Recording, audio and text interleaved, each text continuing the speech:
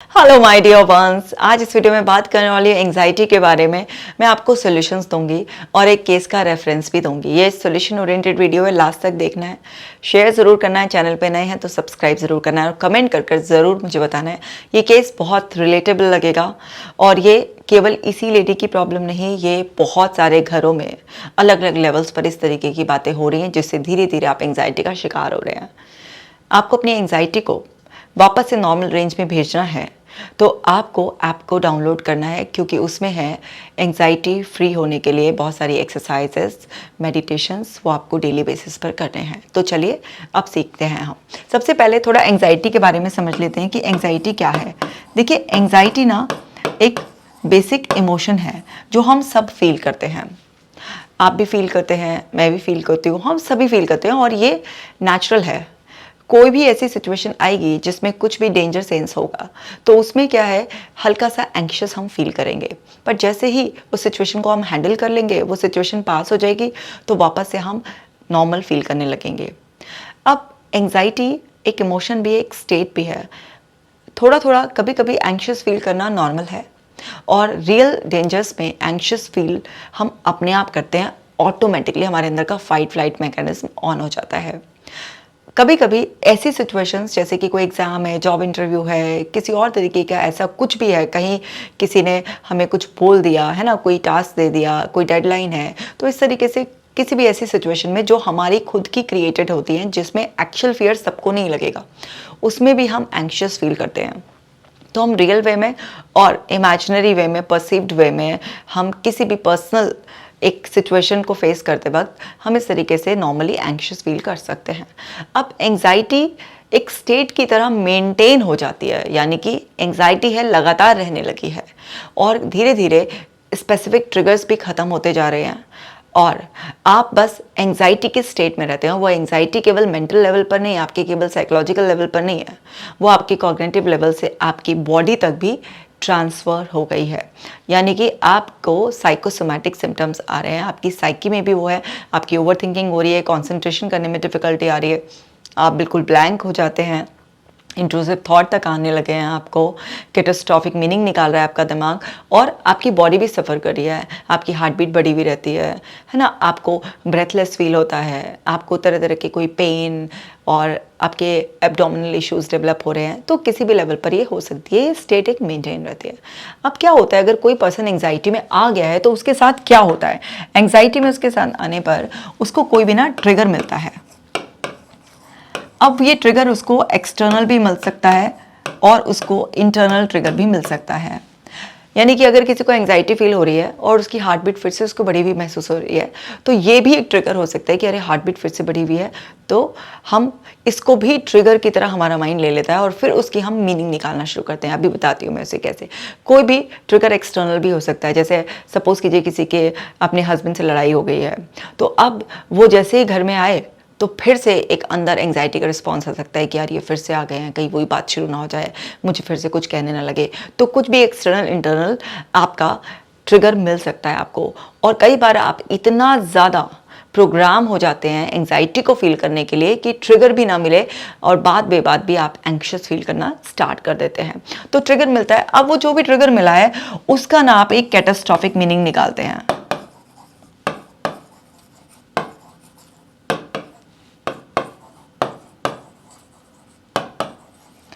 अब आप एक कैटास्ट्रॉफिक मीनिंग, यानी कि आप उस सिचुएशन में नेगेटिव से नेगेटिव सोच रहे होते हैं, बिल्कुल बुरे से बुरा सोचने लग जाते हैं और इसमें बहुत सारे और भी डिस्टॉर्शन होते हैं। तो जो ये मीनिंग होता है ना आपका, इसमें आपका जो फिल्टर होता है, जो फिल्टर है आपका, इसमें आप कुछ चीज़ों को ध्यान नहीं दे रहे होते, डिलीट कर रहे होते हैं उस चीज़ को, कुछ को डिस्टॉर्ट कर रहे होते हैं आप, और कुछ ऐसे एक्सपीरियंसेस को आप जनरलाइज कर रहे होते हैं।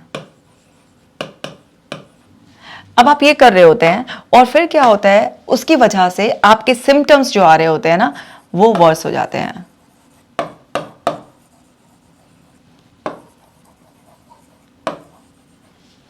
अब आपके वो सिम्टम्स वर्स हो गए, अब आप बॉडी के लेवल पर भी सफ़र कर रहे हैं, यानी कि आपके मेंटल लेवल पर भी सब कुछ डिसफंक्शनल सा हो गया, डिस्टॉर्टेड सा हो गया और आपकी बॉडी भी सफ़र कर रही है, बॉडीली सेंसेशंस आपकी बढ़ गई हैं। तो सब आपके साइकोसोमैटिक लेवल पर गड़बड़ा गया है। अब इसकी वजह से जो आपका बिहेवियर होता है यहाँ पर, उस बिहेवियर में आप क्या करने लग जाते हैं, एस्केप करने लग जाते हैं, अवॉइड करने लग जाते हैं ना उस सिचुएशन को। या अगर आप उस सिचुएशन को फेस भी करते हैं तो आप एक थ्रेट के साथ ही फेस करते हैं उस सिचुएशन को ना, या तो आप एस्केप करेंगे या फिर थ्रेटफुल एक्ट होगा। और इससे आपका ट्रिगर और स्ट्रांग होता रहता है। तो ये इस तरीके से ये चलता रहता है आपके साथ। तो आप इस चीज़ को समझिए। अब किसी भी वजह से आप एंजाइटी में आ गए हैं तो इस चेन को कैसे ब्रेक करके वापस रीसेट कैसे करना है। तो थोड़ा मैं केस का एग्जांपल देती हूँ आपको। ये जो लेडी है, ये सोशल मीडिया से इतनी ज़्यादा इन्फ्लुएंस हो गई कि सोशल मीडिया की आर्टिफिशियल दुनिया को देखकर ये इतना ज़्यादा उसमें खो गई कि इसने अपना घर का सारा बजट बिगाड़ लिया, अपने हस्बैंड से झगड़ा करना शुरू कर दिया और हर समय सोशल मीडिया पर एक्टिव रखना, और जो सोशल मीडिया पर आजकल लेटेस्ट ट्रेंड चल रहे हैं उसके लिए बहुत ज़्यादा खर्चा करना। तो धीरे धीरे कैसे इसकी कंडीशन इतनी बुरी हो गई, अभी मैं डिटेल में समझाती हूँ। जैसा भी मैं आपको बता रही थी कि सोशल मीडिया से सारी कहानी की शुरुआत हुई, तो हुआ क्या कि इस लेडी ने अपना एक किटी, जो लेडीज़ किटी ग्रुप होता है, वो ज्वाइन किया। अब वहाँ से ज्वाइन करने के बाद तो जिस तरीके के उस किटी मेंबर्स थे उस ग्रुप के, तो वहाँ पर कुछ लेडीज़ ऐसी थीं जो काफ़ी वेल ऑफ फैमिली से थी, अच्छा खासा खर्चा करती थी। तो उनको देख देख कर वो सब ऐसा इन्फ्लुएंस होने लगी कि अच्छा मुझे भी इनकी लाइफस्टाइल को कॉपी करना है, मुझे भी इनकी तरह एक्सपेंसिव क्लोथ्स, ज्वेलरी, या जिस तरीके से ये अपने सोशल मीडिया पे फ़ोटोज़ अपलोड करते हैं, तो मेरे भी फ़ोटोज़ अगर सोशल मीडिया पे जाएं तो मेरे भी कपड़े कभी रिपीट ना हो, मेरी भी ज्वेलरी अच्छी हो और मैं भी इस तरीके से पोज करूँ और मैं भी यहाँ पर भी जाऊँ वहाँ पर भी जाऊँ। तो हस्बैंड से भी जो है ना और ज़्यादा पैसे मांगने शुरू कर दिए, हस्बैंड को भी प्रेशराइज़ करना शुरू कर दिया, बहुत दिन हो गए हम कहीं गए नहीं हैं। फिर धीरे धीरे कैसा बिहेवियर हुआ कि कहीं पर भी अगर जा रहे हैं, डिनर करने भी जा रहे हैं, तो वहाँ पे डिनर करने में क्वालिटी टाइम स्पेंड करने में ध्यान नहीं है, फ़ोटोज़ ले लो, बस मेमोरीज़ वहाँ पे क्रिएट कर लो क्योंकि सोशल मीडिया पर अपलोड करने हैं। बच्चों पर भी ध्यान देना कम कर दिया। अगर बच्चों पर भी ध्यान दे रही हैं तो कैसे ध्यान दे रहे हैं कि अगर बच्चे को कुछ भी इन्होंने बना कर दिया तो उसकी जो इन्होंने प्लेट में उसके सर्व किया और बेबी को खिलाते हुए उसकी फ़ोटो लेनी है, और फ़ोटो लेने के बाद जब इन्होंने उसको फ़ोटो बना ली अपनी सोशल मीडिया के लिए, तो घर के किसी और मेंबर को बोल दिया ज़रा बेबी को खाना खिला देना। अब ये सब चीज़ें शुरुआत में जब शुरू हुई तो लोगों को इतना समझ में नहीं आया कि ये इतना बड़ा ऑब्सेशन बन जाएगा और पागलपन की हद तक वो इतना ज़्यादा हावी हो जाएगा उन पर कि अगर वो सोशल मीडिया पे कुछ पोस्ट नहीं कर रही हैं या कोई भी उल्टा सीधा कमेंट आ गया या उनको ऐसा लग रहा है कि मैं पीछे रह रही हूँ उन सारे मेंबर्स से, अपने फ्रेंड्स से, तो उनको एंग्जाइटी होने लगेगी। किसी को शुरुआत में इस बात का अंदाज़ा भी नहीं था। नया नया जब शौक चढ़ा था इस चीज़ का तो सबको लगा कि चलो भाई अभी नया नया है, थोड़ा सा है। हस्बैंड ने ऑब्जेक्शन किया, इवन मदर इन लॉ ने भी थोड़ा सा बोला कि भाई हर समय फ़ोन में लगी रहती हो, थोड़ा ध्यान दो, बच्चे पे भी ध्यान नहीं दे रही हो। लेकिन धीरे धीरे इनका इतना ज़्यादा ये एक तरीके से ऑब्सेशन का रूप लेने लग गया कि सोशल मीडिया घंटों घंटों, दिन में 7 से 8 घंटे मोबाइल को चलाए रखना, और रात को भी सोने से पहले भी मोबाइल, उठते भी मोबाइल, किचन में खाना भी बना रही हैं तो भी मोबाइल पर अपडेट्स देख रही हैं। तो सोचिए कि सारा दिन कितना ज़्यादा प्रॉब्लमेटिक सिचुएशन हो जाती है ना, कि घर वाले भी कितना निगलेक्टेड फील करते हैं। बच्चा स्कूल से आ रहा है, वो कह रहा है मम्मी मुझे टाइम दो, लेकिन मम्मी है कि फ़ोन पे लगी हुई है, कभी किसी से फ़ोन पे बात करिए, कभी सोशल मीडिया पे कुछ अपडेट करिए। इस तरीके से इनकी फैमिली लाइफ डिस्टर्ब होने लगी। हस्बैंड का बहुत स्ट्रॉन्ग रिएक्शन आने लग गया, उन्होंने इनको भला बुरा कहना शुरू कर दिया, लेकिन इनके ऊपर असर नहीं आ रहा था। इनको अंदर अंदर से लग रहा था फियर ऑफ मिसिंग आउट, कि मैं पीछे रह जाऊंगी, और बहुत ज़्यादा आर्टिफिशियल जोन में जा रही थी क्योंकि खर्चा वर्चा सब बढ़ा लिया था। तो बहुत सारी ऐसी ऑनलाइन शॉपिंग करना, ये सब इनके साथ। अब इनके घर में बढ़ गया झगड़ा। हस्बैंड ने इनको बिल्कुल अल्टीमेटम दे दिया कि अगर तुमने अपनी हरकतें नहीं सुधारी तो भाई मेरा पीछा छोड़ो, मुझसे अलग हो जाओ, मैं नहीं झेल सकता ये सब। बच्चे भी निगलेक्टेड फील कर रहे हैं, मैं भी निगलेक्टेड फील कर रहा हूँ, खर्चा हमारा इतना ज़्यादा बढ़ गया है, मैं नहीं बर्दाश्त कर सकता। तो जब घर में लड़ाई झगड़े होने लगे, इन लॉज भी इनको बोलने लगे, तो इनको बहुत ज़्यादा उससे अंदर डिस्कम्फर्ट होने लगा। क्योंकि एक तरफ जो सोशल मीडिया का एडिक्शन सा लगता जा रहा था, एक वो डिस्कम्फर्ट कि मैं अब अपडेटेड नहीं हूँ, मेरी फ्रेंड्स को पता चलेगा, मैं किटी में जाऊँगी तो मेरी क्या इज़्ज़त रह जाएगी, मैं इस बार किटी में जाने के लिए नए थीम के कपड़े नहीं बना रही हूँ। ये सब इनके दिमाग में एक तरफ चल रहा है, और एक तरफ जो हस्बैंड है जो अपने खर्चे पर इनको बोल रहे हैं कि लगाम लगाओ या हमें टाइम दो, एक तरफ वो सब। और ये सोच सोच के इनको एंग्जाइटी फील होने लगी। तो ये अपना फ़ोन यूज़ कर रही थी और एकदम से सडनली इनके दिमाग में उल्टे सीधे थॉट्स आने शुरू हो गए। अगर मेरे हस्बैंड ने छोड़ दिया तो क्या होगा, मेरे को फ़ोन की इतनी आदत हो गई है, मैं छोड़ना भी चाह रही हूँ, बंद भी करना चाह रही हूँ, बट नहीं हो रहा, मुझे घबराहट सी हो रही है। इस तरीके से इनको ये दिमाग में भी चलना शुरू हुआ और उसकी सेंसेशन इनको अंदर भी फील होनी शुरू हुई। अब ये सारी चीज़ें इनके साथ जब शुरुआत में हुई तो ये बहुत ज़्यादा घबरा गई और अपने हस्बैंड के सामने रोने लगी। तो हस्बैंड ने बोला, भाई तुम इतना ज़्यादा इसमें इन्वॉल्व हो गई हो और हर समय मोबाइल स्क्रीन को स्टेयर करती रहती हो, तो अंदर तो तुम्हारे इस तरीके की प्रॉब्लम आएगी, तो मोबाइल को छोड़ दो। अब इन्होंने हस्बैंड की बात मानकर कोशिश करी, लेकिन वो कुछ देर, कुछ मिनटों और कभी कुछ घंटों अपने ऊपर काबू रखती थी, लेकिन इतनी अंदर से एंग्जाइटी होती थी कि फ़ोन चेक कर लो, फ़ोन चेक कर लो। तो फिर वो चीज़ छूट भी नहीं रही थी इनसे और इधर इनका रिश्ता बच्चों से और हस्बैंड से ख़राब होता जा रहा था, क्योंकि जैसे ही हस्बैंड जाते थे ये मौका देखती थी और फिर ये फ़ोन पे लग जाती थी। तो फिर बच्चों ने भी अपने पापा को बताना शुरू कर दिया कि मम्मी आपके सामने तो अभी ऐसे करती है और फिर आपके जाते ही फ़ोन पे लगी रहती है, पूरा दिन फ़ोन पे लगी रहती है, इस तरीके से करना शुरू कर दिया। तो ये सारी चीज़ें इनके रिश्ते को इस तरह से ख़राब कर गई कि एक दिन इनके हस्बैंड ने बहुत ही स्ट्रिक्टली इनके घर वालों को सबको बुला दिया और बोल दिया कि आप इसको ले जाओ, मैं नहीं झेल सकता इसको, हमारी और बच्चों की ज़िंदगी ख़राब कर दी है, वैसे भी इसका होना ना होना हमारे लिए एक ही बराबर है, तो नहीं रहेगी तो हम ज़्यादा सुखी रहेंगे, हमें सब्र तो रहेगा कि कोई नहीं है।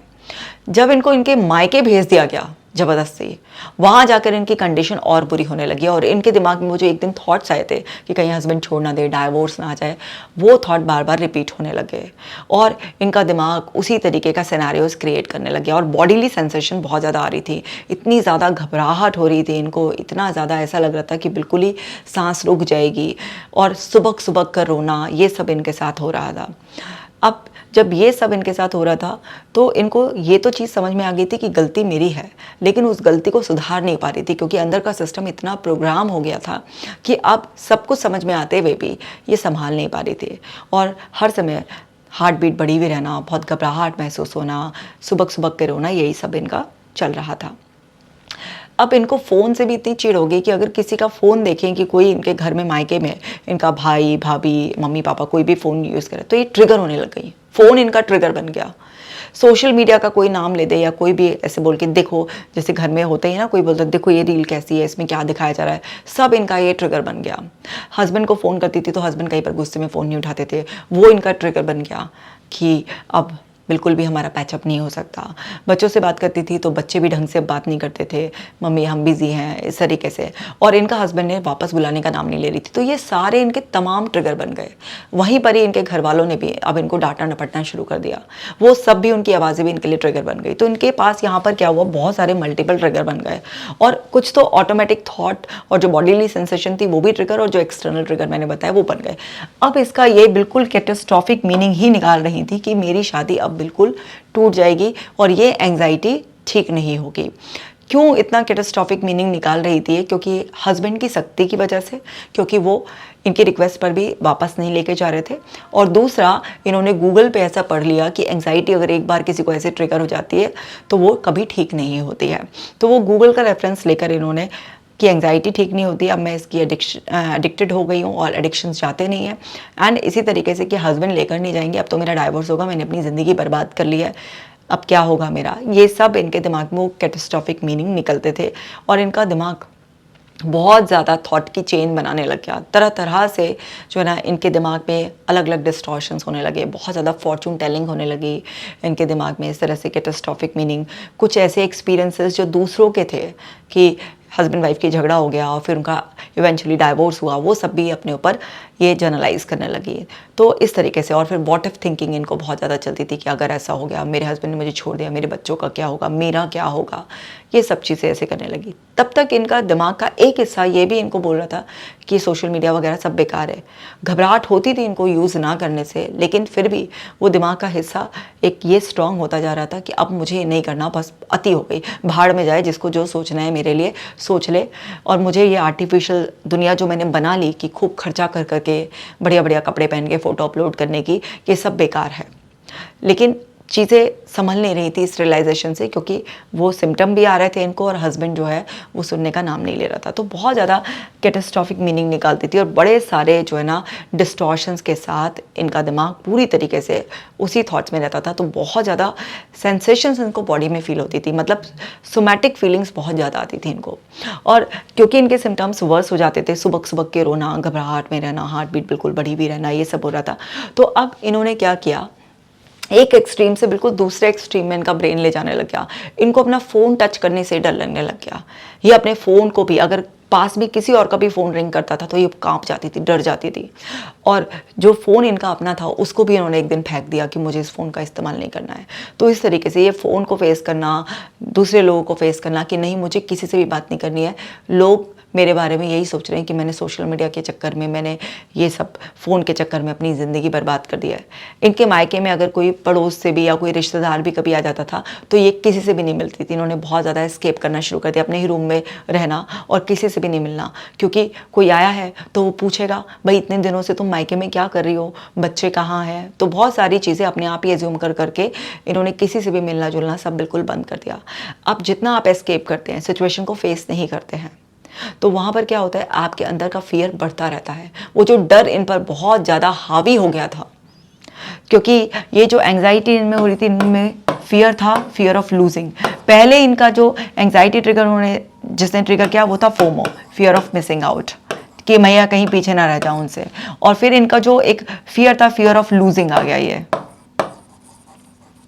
कि अब मैंने सब कुछ खराब कर लिया है, अब कहीं ऐसा ना हो कि मेरा घर परिवार पूरी तरीके से बिगड़ जाए। सो अब ये सारी चीज़ें इनके साथ हो रही थी, ये इनकी कंडीशन हो गई थी। अब जब इनकी हालत बहुत ज़्यादा ख़राब हो गई तो उनको मेडिसिन भी दिलवाई गई, जिससे थोड़े इनके सिम्टम्स कंट्रोल हो जाते थे, शांत होकर सो जाती थी, क्योंकि इतनी घबराहट और इसकी वजह से सो भी नहीं पा रही थी, ढंग से खाती भी नहीं थी, हर समय रोना और पछतावा, एक गिल्ट में रहना, यही सब इनके साथ हो रहा था और डरी डरी सी रहती थी। तो ये सब जब मेडिसिन के साथ इनको थोड़ा थोड़ा आराम लग रहा था, बट प्रॉब्लम सॉल्व नहीं हो रही थी, तो फिर इनके घर वालों ने सोचा कि चलो काउंसलिंग भी करा लेते हैं। तो इस तरीके से ये मेरे पास आए। तो मैंने इनकी मदर से बात करी, अकेले में जब उनसे बात करी तो उन्होंने बताया कि हमने अपने दामाद से बात कर रखी है और अभी हम लोगों के बीच में एक म्यूचुअल अंडरस्टैंडिंग ऐसे हुई है कि अभी इसको 2-3 महीने और नहीं भेजेंगे, ताकि ये पूरी तरीके से संभल जाए। कि हमें दिख रहा है कि इसकी कंडीशन ऐसे ख़राब हो रही है, लेकिन हमारे दामाद से भी बात हुई है कि वो इसको तलाक नहीं देंगे। लेकिन क्योंकि हमारी ही बेटी की गलती है, इसने बहुत बदतमीज़ी करी, इसने नाप शनाप खर्चे करे बिना दामाद जी को बताए हुए, इतने इतने खर्चे कपड़ों में, ज्वेलरी में, ये सब करे, झूठ सच बोलने लगी थी और हर समय सच में सोशल मीडिया पर ही रहने लगी थी, ना घर के काम में ध्यान, ना बच्चों की वो कर रही थी। तो इसका सुधरना, सबक सीखना बहुत ज़्यादा ज़रूरी है।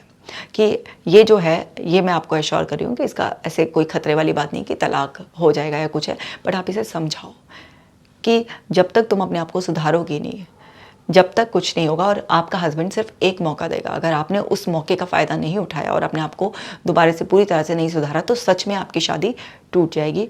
और उन्होंने तो मुझे इतना भी बोला कि मैडम इसको थोड़ा सा डराओ, कि इसको इस तरीके से डर दिखाओ कि ऐसे कि किसी की भी आप ऐसे बता दो कि कोई मेरे पास आया था और ऐसे उसने बात नहीं मानी थी, वो औरत सुधरी नहीं थी और फिर ऐसे उसका घर बर्बाद कर लिया था। तो आप इसको किसी भी तरीके से, चाहे डरा के या कैसे भी, लेकिन आप इसको समझाओ।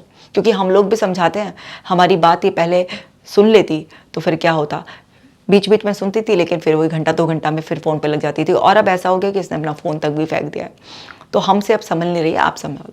तो जब उसकी मदर ने ये सब मुझे बताया इस तरीके से, तो मुझे समझ में आ गया कि अभी क्या करना है। तो फिर जब मैंने उससे बात करी तो वही सब चीज़ें जो मैंने आपको बताई, तो पूरा मुझे सब ये पता चला। और उसके बाद उसकी सिर्फ एक ही वो थी कि किसी भी तरीके से मैडम मेरा घर बचवा दो। मुझे समझ में आ गया है कि मेरे से बहुत बड़ी गलती हो गई है, मैंने आर्टिफिशियल दुनिया के चक्कर में अपना घर बिगाड़ दिया है। क्योंकि जब वो मेडिसिन चल रही थी तो सिम्टम्स थोड़े से कंट्रोल थे, वो बात करने की पोजीशन में थी। जब तक मेडिसिन नहीं ली थी तब तक तो बात करने की भी कंडीशन में नहीं थी, तब बात करने की कंडीशन में आई तो उसको ये रियलाइजेशन था। तो उसका एक ही कंसर्न था कि मुझे मेरा घर वापस चाहिए, मुझे अपने पति के पास वापस जाना है। तो जब बहुत सारी बातें हुई तो मैंने उनको बोला कि ठीक है, मैं समझ रही हूँ आपकी सिचुएशन, और आपकी सिचुएशन थोड़ी कॉम्प्लिकेटेड भी, क्योंकि आपकी मदर से भी बात की तो उन्होंने बताया कि आपके हस्बैंड बहुत ज़्यादा नाराज़ हैं। पर नाराज़ हस्बैंड को मनाने के लिए आपको पूरी तरीके से अपने आप को चेंज करना पड़ेगा। ऐसा भी नहीं कि आप एक एक्सट्रीम से दूसरे एक्सट्रीम में चले गए हो, कि आपने एक तरफ तो फ़ोन का इतना एडिक्शन था कि आप पूरा दिन लगे रहते थे, 7-8 घंटे मिनिमम आप फ़ोन पे ऐसे टाइम स्पेंड कर रहे थे, और या फिर बिल्कुल ऐसा है कि आपने फ़ोन ही फेंक दिया है या आपने सबको अवॉइड करना शुरू कर दिया है। इससे आपकी एंग्जाइटी कैसे कंट्रोल होगी? आपका ब्रेन थ्रेट पे थ्रेट परसीव करे जा रहा है, और वो उस फियर की वजह से आपकी एंग्जाइटी कभी भी नॉर्मल नहीं होगी। तो सबसे पहले ये समझो कि आपके हस्बैंड से वापस आपका पैचअप हो जाएगा, सब हो जाएगा, क्योंकि अभी आपको कोई भी नोटिस नहीं आया, कुछ नहीं, आपके पेरेंट्स के बीच में भी बात हो रही है, सब कुछ। तो इस बात का विश्वास रखो कि हो सकता है आपके पेरेंट्स भी आपको इसलिए ही अभी अपने पास रख रहे हो, या आपके हस्बैंड ही आपको इसलिए ही समय दे रहे हो कि आप थोड़ा सा नॉर्मल हो जाओ और पूरा रियलाइजेशन के साथ वापस जाओ। तो ये एस्पेक्ट भी है। तो फिर मैंने उसको डराने की बजाय ये हिंट दिया कि आपकी मदर से बात कर कर जो मुझे एक ऐसा पॉजिटिव फीलिंग आई है कि वो आपके रिश्ते को बचाने के लिए पूरा एफर्ट डाल रहे हैं, और आपके हस्बैंड से भी जो उनकी बात हुई थी तो उनका मतलब यही था कि अगर आप पूरी तरीके से रियलाइज़ कर कर सब कुछ चेंज कर लेंगे तो कोई दिक्कत नहीं है, वापस से आपका घर बस जाएगा। क्योंकि मुझे सही नहीं लगा कि किसी को डरा कर ऐसे किसी को डर दिखा कर ना सुधारा जाए, क्योंकि वो बहुत लॉन्ग लास्टिंग नहीं होता। तो मैंने दूसरी तरीके से इस चीज़ को संभाला, तो तब उनको एक होप लगी कि हाँ अच्छा ऐसा है, कि आपको ऐसा लगा बात कर कर। उन्होंने मुझसे 1-2 बार रीअश्योरेंस ली।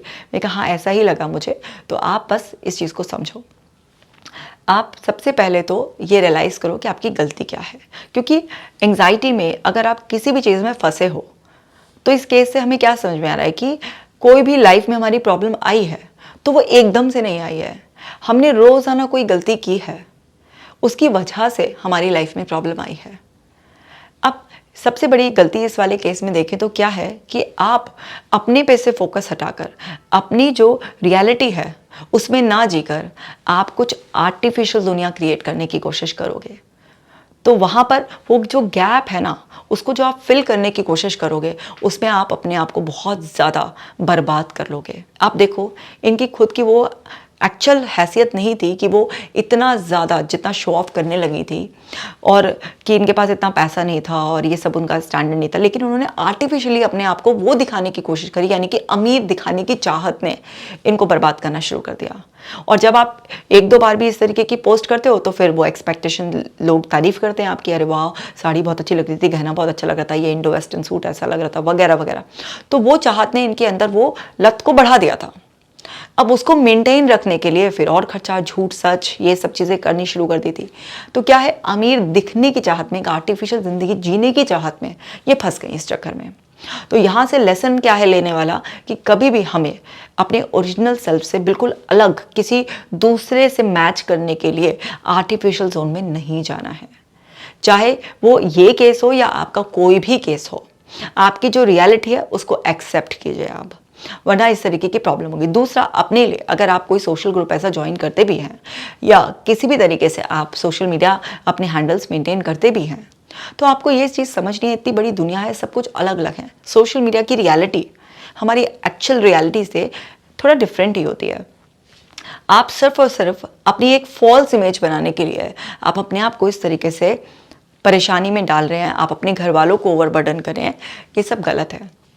तो यहाँ पर एक अवेयरनेस हमें रखनी है, क्योंकि ये इन्हीं की कहानी नहीं है, अभी किसी ना किसी लेवल पर ये हर घर में हो रहा है।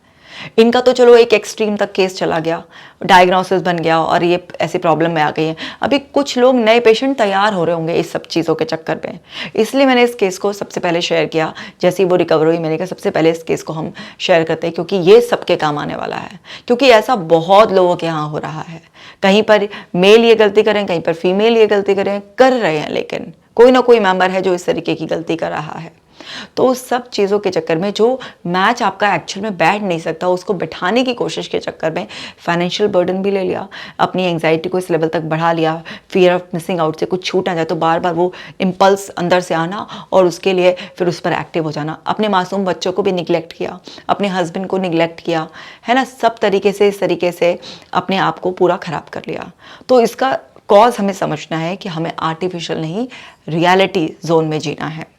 दूसरी बात है कि जब भी आपको अपना कोई पैटर्न बनता हुआ दिखाई दे तो हमेशा देन एंड देयर अलर्ट हो जाइए, क्योंकि जो भी चीज़ आप रिपीट कर रहे हैं, आपके अंदर की कॉन्शियस एक बार आपको रोकती है, उन्होंने मुझे बताया कि शुरुआत में जब ये सब की मुझे आदत लग रही थी तो मेरे अंदर की एक आवाज़ थी जो मुझे रोकती थी कि तू कब तक मेंटेन करेगी ये सब चीज़ें।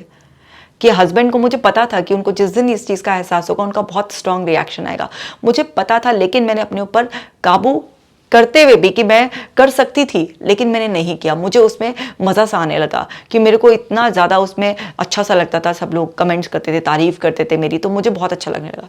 मैंने इनसे बोला कि आप एक फॉल्स अपनी इमेज क्रिएट कर जो तारीफ़ ले रही थी, क्या आपके अंदर कुछ ऐसा नहीं है जिससे कि आप रियलिटी में तारीफ़ के काबिल बनकर और किसी से ऐसी तारीफ़ लेती जो जेन्युइन होती और जो आपकी लाइफ में कुछ बेटर करती, आप फाइनेंशियली अपने हस्बैंड को सपोर्ट करती, अपने बच्चों के लिए और केयरिंग होती, कुछ भी किसी की वैल्यू एडिशन करती, सिर्फ एक फेक तारीफ के लिए। क्योंकि जिस दिन भी आपकी रियलिटी सामने आएगी, आप कब तक मैच करेंगे किसी से, रियलिटी सामने आएगी तो तब क्या होगा, तब पता चला ये बहुत सीवियर इन्फीरियरिटी का शिकार थी, ये अपने आप को पसंद नहीं करती थी, तो इनको एक्सटर्नल वैलिडेशन चाहिए था, एप्रिसिएशन बहुत चाहिए था अपने आप को अच्छा फील कराने के लिए। और ये बहुत लोगों की प्रॉब्लम है कि जो भी इंसान अपने आप को अपने ओरिजिनल सेल्फ में पसंद नहीं करता, वो इस तरीके से फेक अपने आसपास का ऑरा क्रिएट करने की कोशिश करेगा और उससे जो फेक जो दिख रहा है इल्यूजन जो आप दूसरे को दिखा रहे हैं, उससे तो लोग इन्फ्लुएंस होकर आपको कुछ अप्रिशिएट कर ही देंगे ना। इस तरीके से कुछ समय के लिए तो मान ही लेंगे ना, आपके झांसे में आ जाएंगे कि हाँ शायद आपकी रियलिटी है, तारीफ करेंगे। लेकिन वो लोग जो अभी मोमेंट्री आपकी तारीफ कर रहे हैं वो आपको छोड़कर चले जाएंगे जैसे आपकी सच्चाई सामने आएगी उनके। और यही इनके साथ होता अगर ये और कुछ समय तक वही चीज़ मेंटेन रखती। और जब ये सब मैस फैल गया और ये सोशल मीडिया से बिल्कुल आउट हो गई, तभी भी यही हुआ कि कहाँ गई वो, कि अच्छा इस तरीके की प्रॉब्लम आ गई। तो आप कभी भी दूसरों को इम्प्रेस करने के लिए ना जिएं और अपने ऊपर काम करें, देखें कि आपके अंदर की क्या इन्फीरियरिटी है जो इतना आर्टिफिशियल जोन में जा रहे हैं आप। क्योंकि जो इंसान अंदर से मजबूत होता है वो कभी भी ऐसे आर्टिफिशियल जोन में नहीं जाता, दूसरों को दिखाने के लिए अपना खर्चा नहीं बढ़ाता, अपने लोगों को, खास लोगों को जो आपको वैल्यू कर रहे हैं उनको इग्नोर नहीं करता। लेकिन ये सब कर रही थी तो इनके रूट कॉज में निकला कि इनकी सेल्फ स्टीम बहुत लो थी। फिर हमने इनकी सेल्फ स्टीम पर काम किया, इनके जो इश्यूज थे, जो ये अपने आप को इनफ नहीं मानती थी, जो इन्होंने पढ़ाई लिखाई की थी उसके बाद जो ये करना चाहती थी वो कर नहीं पाई थी, तो एक इन्फीरियरिटी हो गई थी। उन्होंने मुझे बोला कि मैं पढ़ लिख कर कुछ अच्छी जॉब करना चाहती थी या कोई बिजनेस करना चाहती थी जिससे मेरी एक्चुअल में वक्त हो। मैं सिंपल हाउसवाइफ की तरह कि मैं बिजी रहती हूँ, घर का काम मैं खुद ही करती हूँ, ये सब मुझे इमेज पसंद नहीं थी। कि ठीक है, अगर आपको ये इमेज पसंद नहीं है ठीक है। तो इन्होंने बोला कि मैंने ये सोचा कि मैं सिंपल हाउसवाइफ ना दिखाकर एक हाई क्लासी लेडी की तरह अपनी एक इमेज बनाऊंगी कि मैं घर वर का काम नहीं करती हूँ, मैं तो सजी धजी हमेशा ऐसे ही अच्छे से रहती हूँ, या कभी करती भी हूँ तो बहुत ही अब जब मर्जी के मालिक होती है तभी करती हूँ। तो जब इनसे ये सब चीज़ें हम करेक्शन कर रहे थे, इनकी सेल्फ स्टीम को रिपेयर कर रहे थे, इनके अंदर की एंग्जाइटी को कंट्रोल कर रहे थे, जो चीज़ें मिस करी थी वो सब सिखा रहे थे, तो तब इनको मोटिवेट किया गया कि भाई आप रिकवर होने के बाद जो आप करना चाहते थे उसकी शुरुआत करो, अपनी सेल्फ वर्थ को, अपनी सेल्फ स्टीम को बढ़ाओ, तभी आप इस आर्टिफिशियल जोन से परमानेंटली निकलोगे। नहीं तो कुछ टाइम बाद हो सकता है कोई और चीज़ आपको इन्फ्लुएंस कर दे और फिर वही दबी हुई चाहत आपके अंदर से फिर वही सब आपसे ये सारी नादानियाँ करवा दे। तो अगर आपको इन सारी नादानियों से बचना है और अपने आप को पूरी तरीके से मजबूत बनाना है तो ये करना पड़ेगा। तो आप समझ रहे हैं यहाँ पे कि कोई भी अगर आप एंग्जाइटी के साइकिल में पूरा फंसेंगे तो यहाँ पर क्या समझने वाली बात है कि एक तो उसके अंदर के एक्चुअल कॉज को समझो। तो जैसे इनका निकला कि इनकी सेल्फ स्टीम लो थी तो इनका रूट कॉज ये था, इसलिए आर्टिफिशियल जोन में जाती। दूसरा, कभी भी अपनी फेक इमेज मत बनाओ क्योंकि वो ज़्यादा लंबा नहीं चलती है। अपने लोगों को कभी भी इग्नोर मत करो। अब ये पार्ट इतना हो गया। फिर उसके बाद जो उनके रिकवरी के लिए वो सारी breathing exercise, meditation, but in पर शुरुआत में वो वर्क नहीं कर रही थी। क्यों? क्योंकि जब बहुत ज़्यादा कंडीशन ख़राब हो जाती है तो शुरुआत में इतना वर्क नहीं करती है। मेडिसिन अगर एक दिन में छूट जाए तो उनकी हालत ख़राब हो जा रही थी। धीरे धीरे फिर इनके थॉट प्रोसेस को चेंज करना कि जब आपके दिमाग में आ रहा है तो पकड़िए, इसमें देखिए कितने सारे डिसफंक्शनल थॉट हैं। किसी में आप किसी चीज़ को इग्नोर करके बस उसका एक बहुत ही सेलेक्टिव मीनिंग निकाल रहे हो, यहाँ पर इतना डिस्टॉर्शन है आपका। ये सब चीज़ें उनको समझाई गई, उनकी कॉग्निटिव रीफ्रेमिंग की गई और उसकी वजह से धीरे धीरे कुछ महीनों में उनकी कंडीशन संभलनी शुरू हुई। लगातार एक्सरसाइज करने से, लाइफस्टाइल चेंज करने से उनकी जो फिजिकल सेंसेशंस थी वो मिनिमाइज होती जा रही थी। हर दिन उनको आराम होता जा रहा था। कुछ हिप्नोथेरेपी के सेशन, कुछ एनएलपी की टेक्निक्स यूज़ कर कर उनके जब सोमैटिक सिम्टम्स जो थे उसको बिल्कुल कंट्रोल कर लिया गया और जो कॉग्निटिव लेवल पर उनकी रीफ्रेमिंग थी, क्योंकि एक्चुअली आप तो एक्सप्लेन एक बार में कर दोगे कोई भी NLP CBT की टेक्निक से कि अच्छा ये एरर है इसमें, आप इस तरीके से रीफ्रेम करो, उस इंसान को भी समझ में आ जाता है, बट अंदर माइंड एक्सेप्ट नहीं करता उसको। कोई नॉर्मल स्टेट में हो, उसको आप कोई चीज़ समझाएं, उस टाइम उसको कोई कन्फ्यूजन हो तो उसको तुरंत समझ में आ जाता है, उसका माइंड एक्सेप्ट कर लेता है। बट जब कोई पर्सन डिसऑर्डर का शिकार हो जाता है तो उसको दिमाग का एक हिस्सा समझ रहा होता है उसे, लेकिन अंदर दूसरा हिस्सा एक्सेप्ट नहीं कर रहा होता उसको, और वो चीज़ धीरे धीरे धीरे धीरे ही रिपीटेशन से ही जब उसको लगातार आप रीइंफोर्स करते हो तो तब उसकी एक्सेप्टेंस अंदर आती है। तो वो सारी चीज़ें जब इनकी कॉग्निटिव रीफ्रेमिंग की गई, इनको एक्सपोजर्स कराया गया, लोगों को फेस कराया गया, और सोशल मीडिया से तो दूर रखने के लिए इनको बोला ही, लेकिन इनका फ़ोन एक्टिव कराया गया जिसपे कि एटलीस्ट बात तो करो, अब किसी से मिलो जुलो तो सही, ये सारी चीज़ें कराई गई। और जो इनके अंदर गिल्ट भर गया था, जो अपने आप को कोसे जा रही थी, जो डर थे, वो हिप्नोथेरेपी से रिमूव हुए। तो कलेक्टिवली बहुत सारी थेरेपीज़ का इस्तेमाल कर कर हमने इनको वापस से नॉर्मल किया, और ट्रीटमेंट के दौरान ही इनकी मेडिसिन भी टेपर होने शुरू हो गई थी, और अब ये बिल्कुल बिना मेडिसिन के नॉर्मल बहुत अच्छी तरीके से ज़िंदगी जी रही हैं। तो हमने क्या सीखा यहाँ से?